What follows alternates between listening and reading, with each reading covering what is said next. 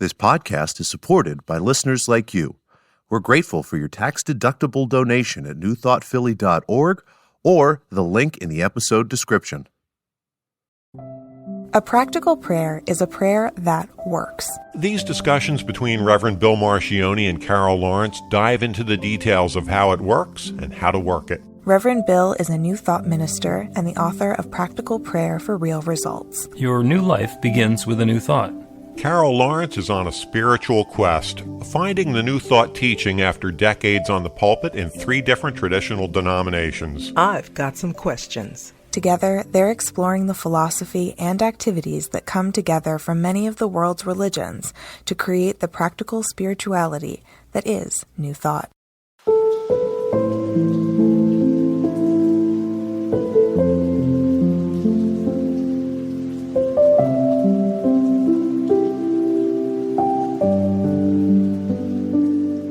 Welcome to the Practical Prayer Podcast. I'm Carol, here with Reverend Dr. Bill Marcioni. We are looking to have a wonderful time on the podcast today. And Carol had an intriguing topic, which actually matched up with something that I'd been thinking about at the same time. So lay out what your concept or question or notion is. Yeah, my notion is it's practicality, the practicality of our spirituality, how we live it. And it's a beautiful, beautiful experience, just even studying it. That's why it consumes so much of my, I won't say time, my life, because spirituality is such a beautiful thing and it's so broad and you can just go in all different areas. And I'm not talking about being spooky either. I think it's just a beautiful thing. However, it needs to be practical if it is to be the most beautiful and realistic thing. And I think that sometimes, I wrote a piece about 2 years ago called Pay Attention to Your Life. And I think that's one of the things that people don't do and we must do. And bringing that in alignment with our spirituality, I think is critical, especially at this point in time, because this is an opportunity to do a reset. So that's my thought. Cool. Well, that's actually one of my core statements is obviously the one is like your life is created according to your belief. It's done unto you as you believe. And I'm not the first one who said that, but people are wondering, well, what's in my belief system? And it's really easy. Because your life is a life-size topographical map of your belief system. Yeah. If you want to know what you believe, look at your life. Shocked. If you do that, you're either shocked or like, whoa, God, that's spooky. Right. How did this happen? Well, okay, if it's your belief system, then something got in there somehow and it's continuing to operate. So if you're happy with it, then continue along. And if you're not happy with it, then what you going to change? But pointing at the map and saying there's something wrong with the map, and it's like, no, that's just showing you. That's like being mad at Google Earth for a hill in your backyard. It's like, no, go take care of the hill. Google Earth will take care of itself. I look at events that occur, like the pandemic and other kinds of events, those big ones, catastrophic events, and even small ones, as being opportunities. And I never thought of it as a way of not being afraid. I never think of it like that. This is an opportunity. What do I have within this small window before the world recovers? What do I need to see and know where I'm going? Because I take it very seriously. This is my opportunity because I'm going to make choices about how I'm going to live. So the piece that I wrote was called Pay Attention to Your Life. And let me share this. I'm brutally transparent at times. I was not doing that at one point in my life. I was just letting things happen. And I ended up in a situation that was so critical, and only because I wasn't paying attention. It wasn't something that I couldn't, I'm a hugely capable person. That's not my ego talking.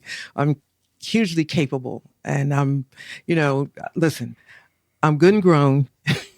I'm well educated. I'm well educated and well experienced in my work life. And I'm saying that not to say I'm a great person, not to say I'm better than anybody else, to say clearly I am capable of doing better than I had done at that point. So I wasn't paying attention, and I should have been. And I caught myself in a situation.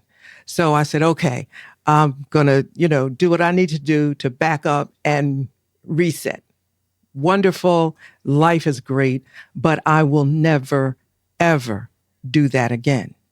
And I see in a situation like the one that, that we're in now, the larger narrative of life that we're in now, many people have not paid attention to things.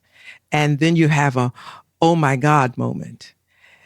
Paying attention to your life is not sexy. It's not one of those things like, hey, let me get up this morning and pay attention to my bank account, my investments and what other thing. Come on. There are things that we would much rather do.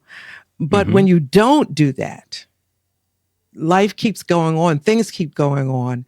And when crisis moments come, and they're going to come, you're scrambling. And scrambling is not a good thing because you don't think clearly. There's fear that's all wrapped up in that. And so I'm telling this story because I think that if we look at this time, because this too shall pass, if we look at this time as an opportunity to learn, reset, understand what we need to do going forward, we'll come out of this with a sense of empowerment and strength to go forward again. Slaps, yeah. Battered and bruised, yeah. What's the other thing? Collateral damage, yes. We may be those who are able to, like the disciples on that boat with Jesus, right? The storm came and all of that. And they got to shore. They were wet and bruised and hungry and messed up, but they made it. So next time, I'll bet they'll check the weather, but I'm just saying. Or do something. Yeah. So it's like paying attention in the good times, being smart all the time, and I'm not saying this this is what you ought to do. I'm saying this from a place of where I had to recover from, and I should have never been there. So here, life deals us another blow. And, there it is. All right. So there's, and to quote my friend Carol, that's a lot. Yeah. That's a lot. Yeah. You should have known better. Shoulda, woulda, and coulda. The ways that we blame ourselves for not knowing something then that we have learned since then. By the same token, I have described experience as that which lets us recognize a mistake as we're about to make it again. And to say, oh, I don't want to do that because we had the experience. So when you say that you should have known better, it's like you didn't. You went into that. And you now know that when a situation like that presents itself, paying attention is really helpful for you because it empowers you to make a decision that's going to be more life-affirming or supportive for yourself or your family or your lifestyle or your career, whatever it is that you're paying attention to. Keeping that in mind, there is the notion of the first aid kit. Now, a lot of people have a first aid kit. Some people have one in each car and one in the medicine cabinet or at home, and there's another one here and another one there. And I'm not going to ask you if you have a first aid kit. Because some people have them and some people don't have them. And I have first aid kits. And I periodically need to go and check them and make sure that all the stuff in them hasn't expired. Because that's a wonderful reminder that I haven't needed it since I got it. And isn't that great to have emergency supplies and to be able to address a problem that never came along. So then you look at that as, well, was it worth having a first aid kit? Because I didn't need it. Because the aspirin or the that antiseptics or whatever's in there, have all gone bad. They've gone past their useful dates, and now I got to throw them away. So that's just a waste. Well, is it a waste? Or is the act of being prepared and making sure that I'm equipped in the case of an unforeseen event, is that going to be helpful? There are some people who are involved in this new thought teaching that say it's the consciousness of a first aid kit is a problem, because that's the consciousness of a problem. You buy a first aid kit, it's because you're anticipating there's going to be a problem. And, they want to say, I'm not going to do that. I'm just going to know that there's not going to be a problem. It's like, yeah, that's not the way life works. We don't get to plan it down to that level of detail, because maybe I'll be fine, but it'll be helpful to have a first aid kit because of somebody who came over to visit. Or somebody, in the parking lot where I happen to be picking up my groceries, they fell and got a boo-boo, and me having the supplies on hand means we don't have to wait and something gets to be taken care of. And it doesn't necessarily have anything to do with my consciousness other than being helpful and being prepared. And all of that started. My mom had a first aid kit since as far back as I can remember. And my brother and I, both of my brothers and I, kept on damaging ourselves and each other. So it was good that we had it. She had her own little custom one. She knew the sorts of things that she needed to have a lot of. And then I got into the Boy Scouts, and that's all about, here, learn to do first aid, learn to do pack and use a first aid kit. And every once in a while, it's been helpful to have that knowledge. If I need to, I can rescue somebody who's drowning. I don't want to.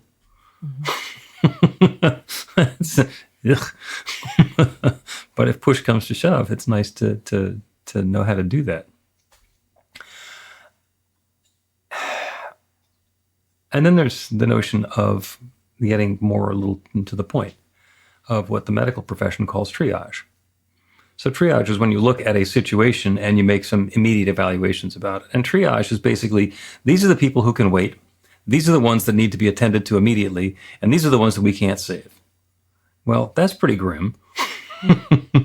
But when there's an overwhelming volume of problem, being able to do that and understand what's going to be the most effective, productive, and helpful, and take steps according to that, it can be really important. So going through that process of being aware of the circumstances and the situations and what's unfolding is hugely powerful, and it's part of a spiritual process.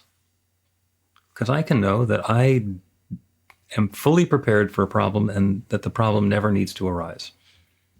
I am standing here knowing that I have a completely unnecessary first aid kit.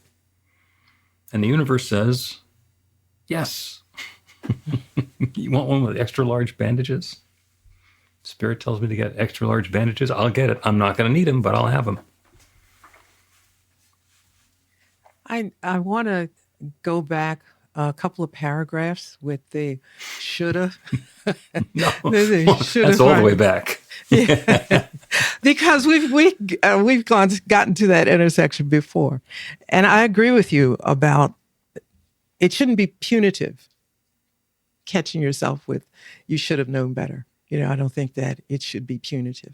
But I do use it, and because I hold myself accountable. That's just part of who I am. And part of helping myself get up off the floor is saying, if you should have known, but did you know better? Did you? Sometimes you don't, or sometimes you're doing the best you can in the situation. But if you knew better, then what was it? And to me, this is the really important part. What is it that made you act against yourself? What's down there in your subconscious mind? And it's like, it's a self-sabotage thing as well. It may be long-term self-sabotage, but nonetheless, I don't think you should stay there. And I'm not suggesting anybody else do that, but I'm saying that for me, it's important to know this is the kind of thing that, why'd you let this happen? What were you doing? And sometimes I get a very clear answer that tells me, yeah, I was giving too much attention to something else. I'm not beating myself up, something else. Or, Carol, and I've done this. Don't fall out your chair. Okay. You ready? Carol, that was dumb. Good. That was just stupid. And why you do that? And so even that is somewhat amusing because I'm talking to me who knows me. And the Bible says, and I dare to quote it, it says, in this world, you're going to have tribulations. You're going to have them. You don't know what they are, but be aware of it and set your life up in such a way that when the tsunami comes, at least it's not going to take everything you got. They could take some of it. And I don't think, and that goes along with having first aid kit. Are you inviting accidents in your life? You got it all together. Are you saying that an accident is going to come? No, you're not saying all that. I don't think so. But I do think that we should treat ourselves as adults with our adult life. And now, having said that, that sounds like, scolding, which it is. I promise it isn't. We're in a place right now where there are enormous changes that are taking place. And I think that taking care of your life is being listening for all of these things. Yes. And, evaluating now, how is this going to change whatever? And there's a lot of variables, and that would be you telling me again, that's a lot. So I'm not going to go. I'm going to jump in and get one from you, because, you said every time we used to say that was stupid, right? That was stupid. I didn't tell you you're stupid. I never told you that. No, not me. But okay. You said you do something. You say, look at it and say, that was stupid. Yeah, because if I know better, I wouldn't make you do something like that. That was dumb. Okay, right. What's the difference between that was stupid and that could have gone better? I don't know. Saying something is stupid is, to me, now, stupid is a bad word to some people. It is not to me. So please forgive me, everybody. I'm not saying, to me, stupid is almost affectionate. It's saying, what? What? And it demands an answer. I demand an answer from me, because the decision I made is beneath my level of what makes sense. So it doesn't make sense. It's stupid. So why you do that? Gotcha. Didn't hit your standard. But it's always a why. Do you know what I mean? It's always a why. I know what to expect from me. And I know when I do stupid. Let's take a break, and when we'll continue with some wisdom from Winnie the Pooh. Learn to put practical prayer to work in your life. The steps are simple to learn and let you begin to get real results to create the life of your dreams immediately. Reverend Bill Marcione's widely acclaimed book, Practical Prayer for Real Results, gives you a clear summary of the New Thought principles behind practical prayer and the series of easy-to-understand steps found in the most effective prayers from religions and spiritual practices all over the world and throughout history. Practical prayer is not a replacement for your religion or practice. It's a technique to make the work you do in consciousness even more effective. The book includes 40 prayers on various topics that you can adapt as needed and use as your own. Practical Prayer for Real Results is available in paperback, Kindle, and audiobook on Amazon or at b-the-light.com. That's b-the-light.com.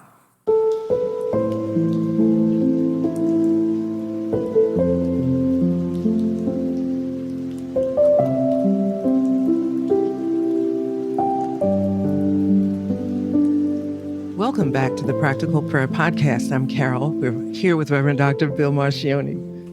And I promised some wisdom from Winnie the Pooh. And if you remember the stories of Winnie the Pooh, it's Christopher Robin, and he's got his little stuffed animals in the 100-acre wood. And in the very beginning of the book, Winnie the Pooh, Pooh is described as a bear of very little brain. So he didn't have a whole lot going on. And every once in a while, Winnie the Pooh would do something stupid. And you could tell from the story, it was stupid, and it was clear that it was stupid, and it was clear that Christopher Robin knew that it was stupid. And Christopher Robin would just say, "Silly old bear." Just completely letting poo off the hook. Silly old bear. Now, I've periodically, when I've gotten really judgmental and critical of other people, is I've changed it from like, what an idiot they are, to silly old bear. And I've worked my way out of that as well, because that, in my mind, can be equally demeaning, but it takes a lot of energy out of it.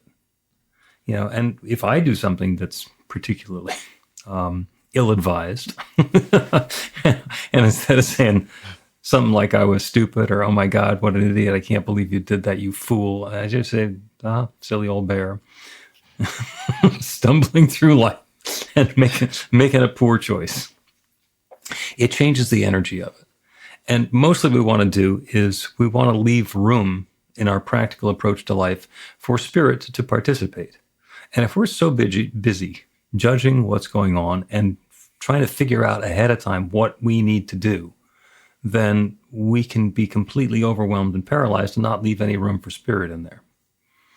And it's not like spirit's not going to be there, but spirit is going to let us make our own bad decisions and then learn from them later. So it can be very helpful to leave that space, to leave some room for spirit to shut the ego mind up just for a few minutes, so that the divine voice within actually gets a chance to say something. I think I know what you're. I think I get it, but I got to hold up my end, and I think we're saying the same thing, but probably I tend to be a little more harsh. Probably you probably think I'm harsh. There are a lot of people who had. But you let me finish. Okay, so sorry, I don't mean to sound like, if it sounded like I'm leaving spirit out of it, because there's a prayer that I always pray. Now it's either a prayer or a line, whatever you want to call it. This is what it is. I know nothing.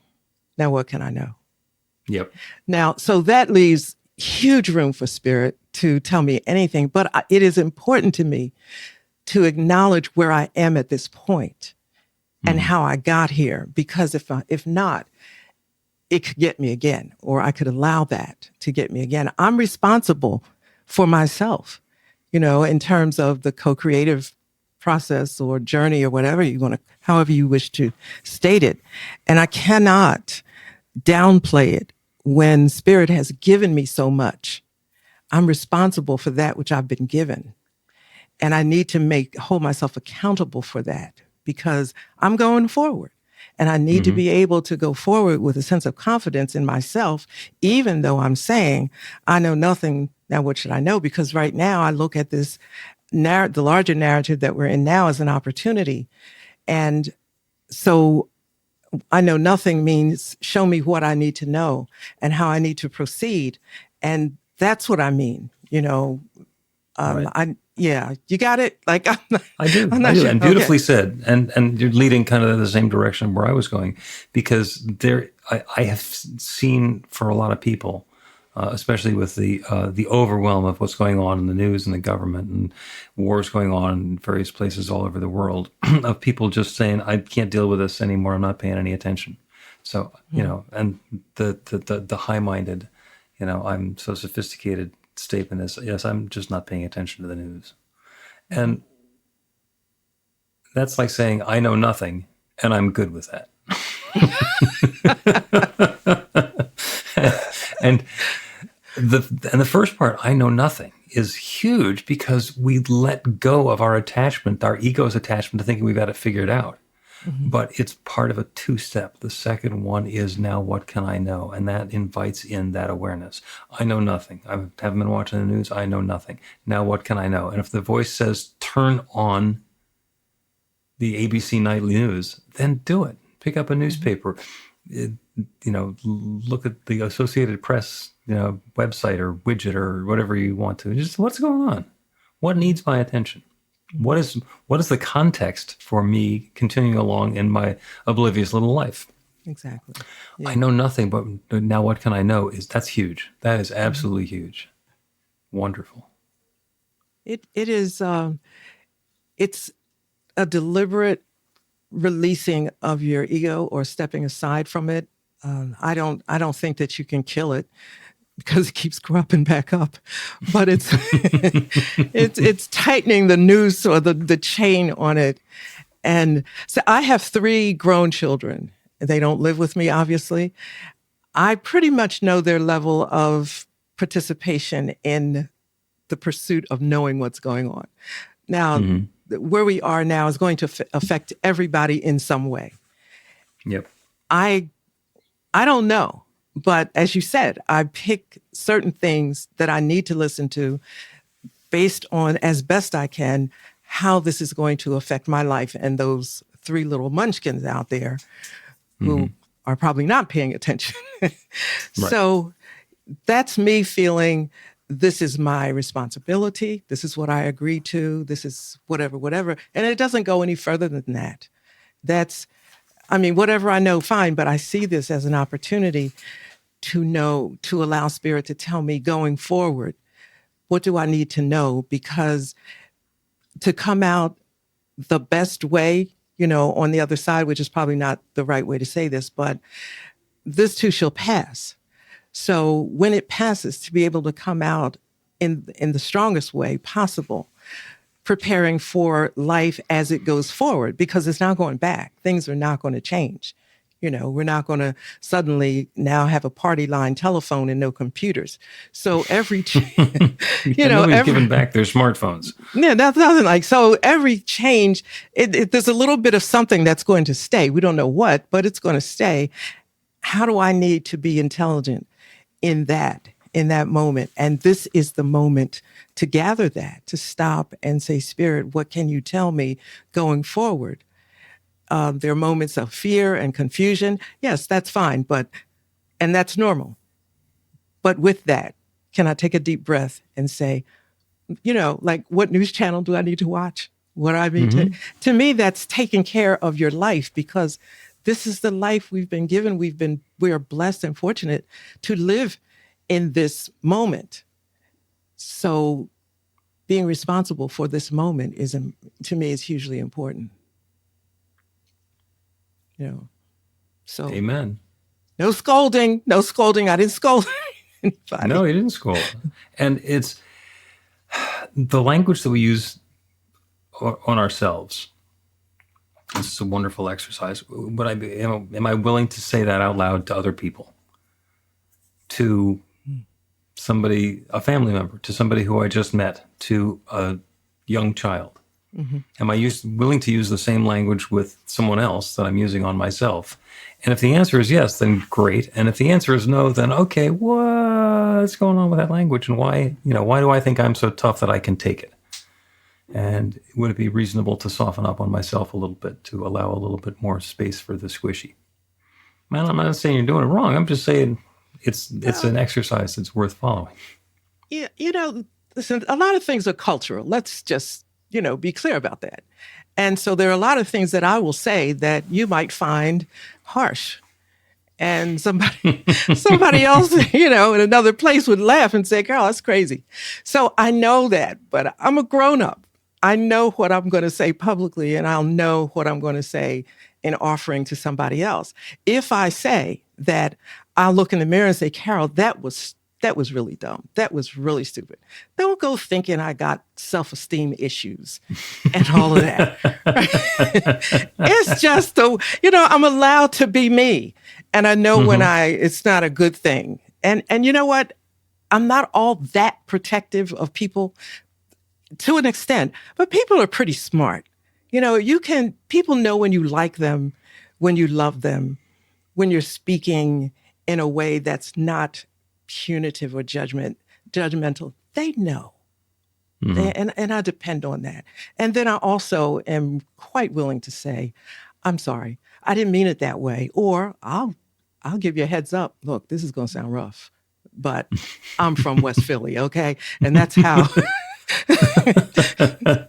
Just call it like it is. Yeah, but that's just it. There is nothing else behind it.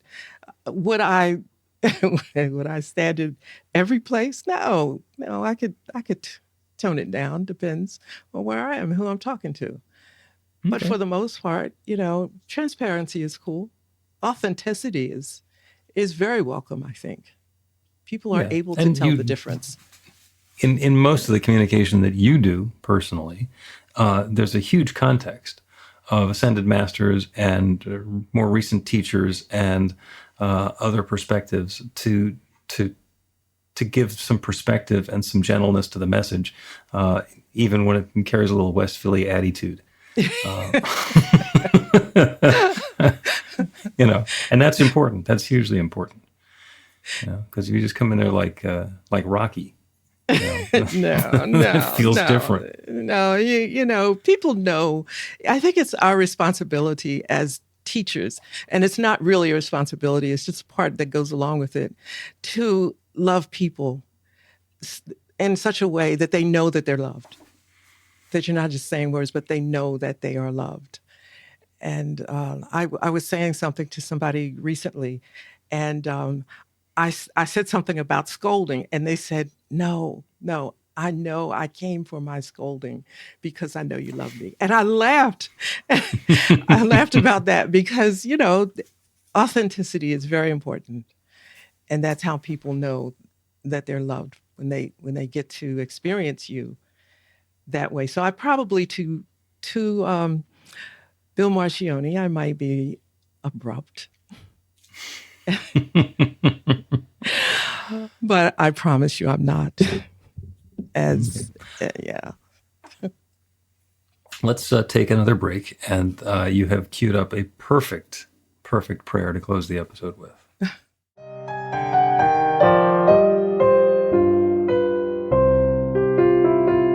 It's Reverend Bill letting you know that the Practical Prayer for Real Results class is now available on demand. That's right, you can take it at your own pace, anytime you want. All of the information is at bethelight.com. That's b-the-light.com. You know where to find that stuff.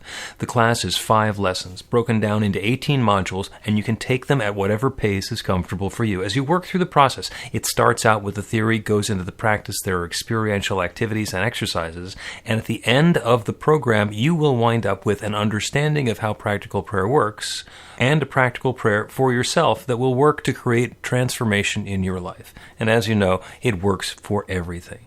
Take a look at the class online at bethelight.com. There's a sample lesson so you can see how the class is going to work for you, and then dive in. The great news is it's on sale now. You can register and save $20 off of the regular price. I'm looking forward to seeing you in class.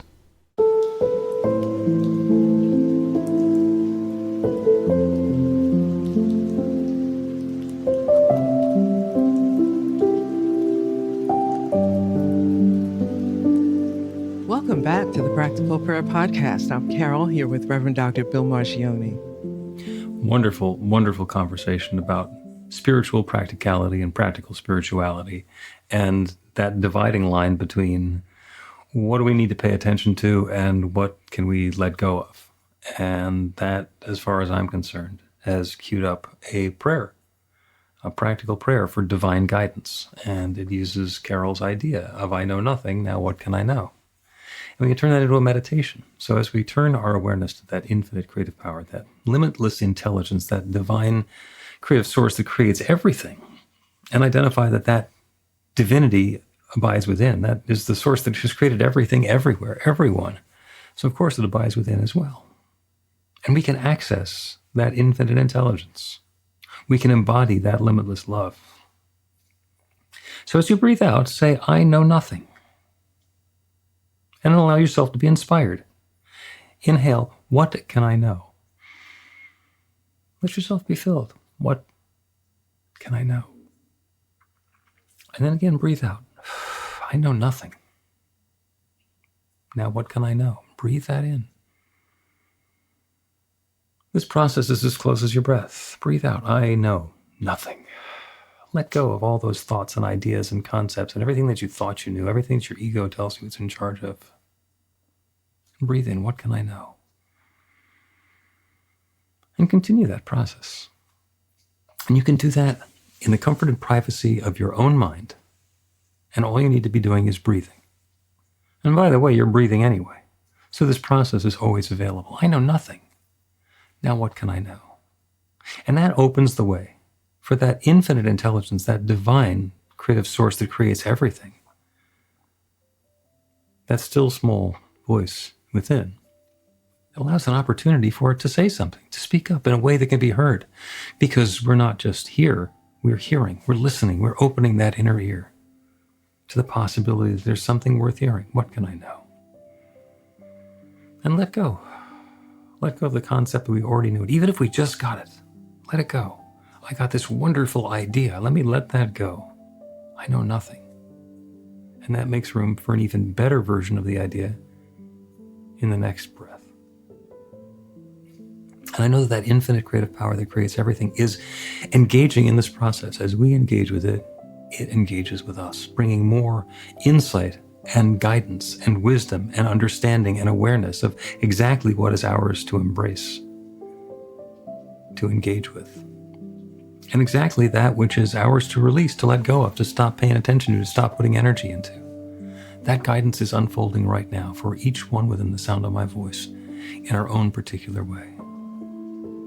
Wisdom and uplift and insight and guidance and harmony unfolding for all of us. And I'm grateful for it. I'm grateful for the good. I'm grateful for the way that it's showing up. I'm grateful for the willingness of each one here to participate in this process. And I'm grateful for the wisdom and insight and goodness and guidance that's already coming about. And so with a great feeling of thanks, I speak this word and I release it into that creative law that creates everything. And I know it is now creating this. And so I let it be. And so it is.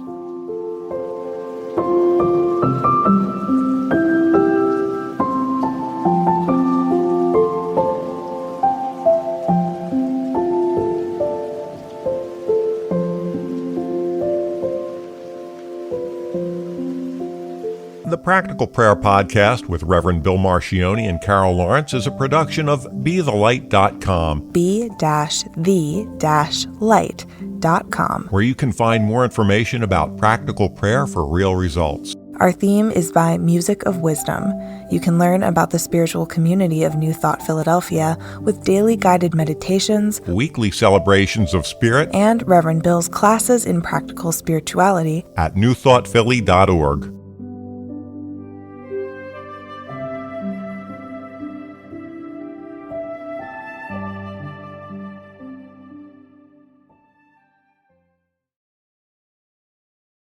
This podcast is supported by listeners like you. We're grateful for your tax-deductible donation at newthoughtphilly.org or the link in the episode description.